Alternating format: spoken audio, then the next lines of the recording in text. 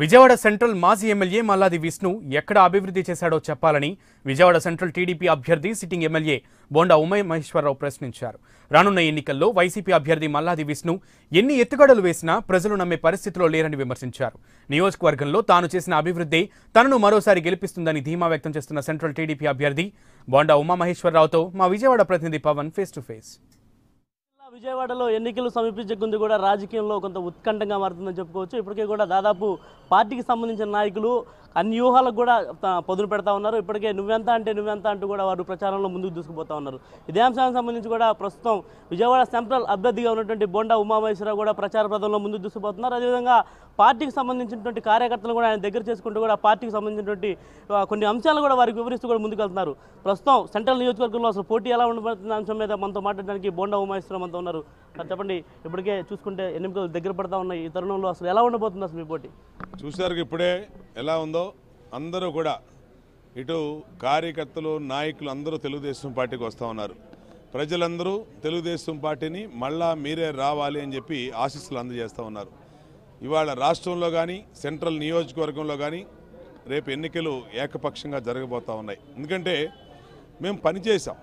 ఇవాళ ఏ ప్రభుత్వం చేయనటువంటి సంక్షేమ పథకాలు ఈ రాష్ట్ర ముఖ్యమంత్రి చంద్రబాబు గారి నాయకత్వంలో ఇవాళ ప్రజలకి అవినీతి రహితంగా అందినాయి.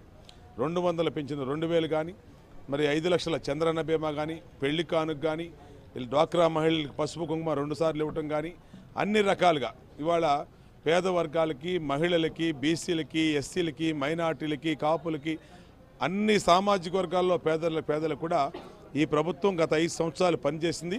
అందుకనే పేద వర్గాలందరూ 2014-19 మధ్య ఈ తెలుగుదేశం ప్రభుత్వం పరిపాలన ఒక స్వర్ణయుగంగా వాళ్ళు చెప్తా ఉన్నారు.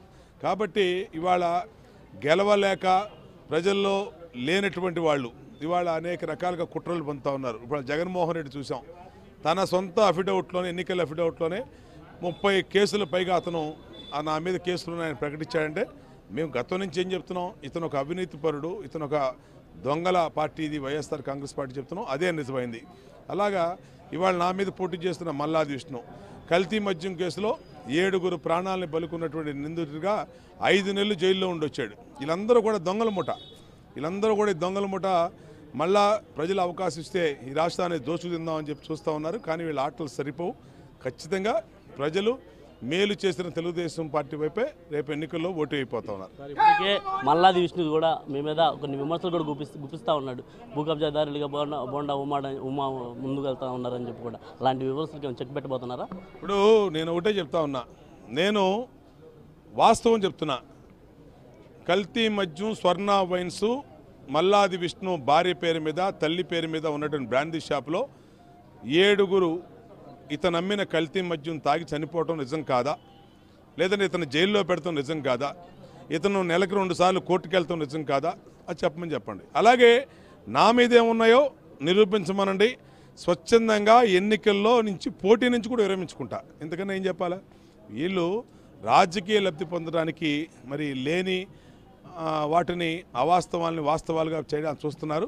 మేము అలా మాట్లాడడం, వేగ్గా మాట్లాడడం, ఉన్న విషయాన్నే ఆయన మీద విషయం చెప్తున్నాం. దానికి సమాధానం చెప్పమానండి. స్వర్ణ వైన్స్ ఆయనది కాదా? 7 ఆయన బ్రాంచ్ షాప్లో ఈయన నమ్మిన కల్తీ మద్యం దాకా చనిపోలేదా? ఇతను జైలుకి వెళ్ళలేదా? ఇవాళ కోర్టుకు వెళ్ళటం లేదా? ఏది అవాస్తవం నేను చెప్పింది చెప్పండి. పోనీ నా మీద ఏమన్నా ఆరోపణలు చేస్తున్నాడు, దాన్ని నిరూపించమనండి. ఇంకా 10 రోజులు ఎన్నికలు, నేను పోటీ నుంచి తప్పుకుంటా. ఖచ్చితంగా తప్పుకుంటా. నేను గతంలోనూ ప్రకటించా, ఇప్పుడు ప్రకటిస్తున్నా. రాజకీయాల నుంచి శాశ్వతంగా తప్పుకుంటాడు బోండా ఉమా. ఈ నీకులాగా ఏ ఎండకు ఆ గొడుగు పట్టి మరి గోడ మీద పిల్లిలాగా అందరినీ కులాల వారీగా రెచ్చగొడదాం, మతాల వారీగా రెచ్చగొడదాం, లబ్ధి పొందాం. లేదంటే భూ కబ్జాదారులను పక్కన పెట్టుకొని, రౌడీలను పక్కన పెట్టుకొని, కోగండ సత్యం లాంటి భూ కబ్జాదారుడు, సిఎస్ఐ ఆస్తులను కొట్టేసినోడు, అలాగే మైనార్టీ ఆస్తులు కొట్టేసినోడు, బ్రాహ్మణ ఆస్తులు కొట్టేసినోడు, 20 కేసుల్లో ముద్దాయి, సంవత్సరానికి 4 రోజులు జైల్లో ఉండేవాడు, ఇవాళ 20 సంవత్సరాల నుంచి ఎన్నోసార్లు జైలుకి వెళ్ళినోడు, ఇలాంటి కోగండ సత్యాలని చూపించిన మమ్మల్ని బెదిరించలేవు. అంటే సెంట్రల్ నియోజకవర్గాన్ని నువ్వేం రౌడీ పరిపాలన చేయాలని చూస్తున్నావా? మల్లాది విష్ణు అని అడుగుతా ఉన్నావు. నువ్వు భూ కబ్జాగారులను పెట్టుకొని నువ్వు పక్కన పెట్టుకుని తిరుగుతున్నావు. నీ బ్రాహ్మణ ఆస్తులు, సత్యనారాయణపురం బ్రాహ్మణ ఆస్తులు కొట్టేసిన వాళ్ళని నీ పక్కన పెట్టి తిరుగుతున్నావు. కాబట్టి నువ్వు చేసే అందరూ కూడా గమనిస్తున్నారు. నీ పక్కన ఎవరు తిరుగుతున్నారు? కోగంటి సత్యం అంటే హత్య కేసుల్లో ముద్దాయి, A1 రౌడీ షీటరు. ఇలాంటి వాడిని పెట్టుకొని నువ్వు తిరుగుతున్నావు అంటే సెంట్రల్ నియోజకవర్గాన్ని రౌడీ నియోజకవర్గం, రౌడీ పరిపాలన తేవాలని చూస్తున్నావా? సమస్య లేదు, ఎదుర్కొంటాం, అడ్డుకుంటాం. ఇలాంటి కోగంటి సత్యం గాళ్ళి గొట్టంగాళ్ళు ఎంతమంది వచ్చినా సరే ఈ నియోజకవర్గంలో ఒక్క ప్రజలు కూడా వీళ్ళ మాటలు నమ్మి వీళ్ళకి ఓటేరు. మరి ఇప్పటికే కూడా ప్రచారంలో దూసుకుపోతున్న తరుణంలో కూడా అసలు ముఖ్యంగా ప్రజల నుంచి మీకు వచ్చే స్పందన ఎలా ఉంది? మేము చేసిన పనులే మాకు శ్రీరామ రక్ష అండి. 5 సంవత్సరాలు మేము పగలనక, రేయి అనక, ఎండనక, వాననక మేము పడిన కష్టమే మాకు ఫలితాన్ని ఇవ్వబోతూ ఉంది.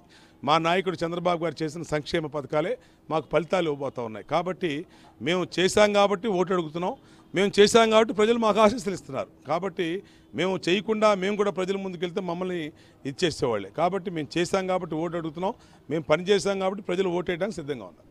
ఇది మొత్తం మీద పరిస్థితి. ఏదైతే ప్రతిపక్ష పార్టీ సెంట్రల్ అభ్యర్థిగా ఉన్నటువంటి మల్లాది విష్ణు చేస్తున్నటువంటి అరాచకాలకు ప్రజలు త్వరలోనే బుద్ధి చెప్తారు. ఖచ్చితంగా కూడా సెంట్రల్ నియోజకవర్గంలో తన గెలుపు అయితే మాత్రం తప్పకుండా గెలుస్తానని చెప్పి కూడా బోండా ఉమేశ్వరరావు ధీమా వ్యక్తం చేస్తారు. అదేవిధంగా చూసుకున్నట్టయితే ఇప్పటివరకు తమ నియోజకవర్గంలో చేసినటువంటి అభివృద్ధికి ప్రజలంతా కూడా తమ సాంఘీభావంగా తమ పార్టీలో చేరుతున్నారని చెప్పి కూడా ఆయన ధీమా వ్యక్తం చేస్తున్నారు. ఏది ఏమైనప్పటికీ కూడా ఈ ఎన్నికల్లో మాత్రం తన గెలుపు మాత్రం ఎవరు ఎన్ని అడ్డంకులు సృష్టించారో తన గెలుపు మాత్రం ఖచ్చితంగా ఖాయమని చెప్పి కూడా ఆయన ధీమా వ్యక్తం చేస్తా ఉన్నారు. కెమెరా పర్సన్ మీరాతో పవన్, AP 24/7 విజయవాడ నుంచి.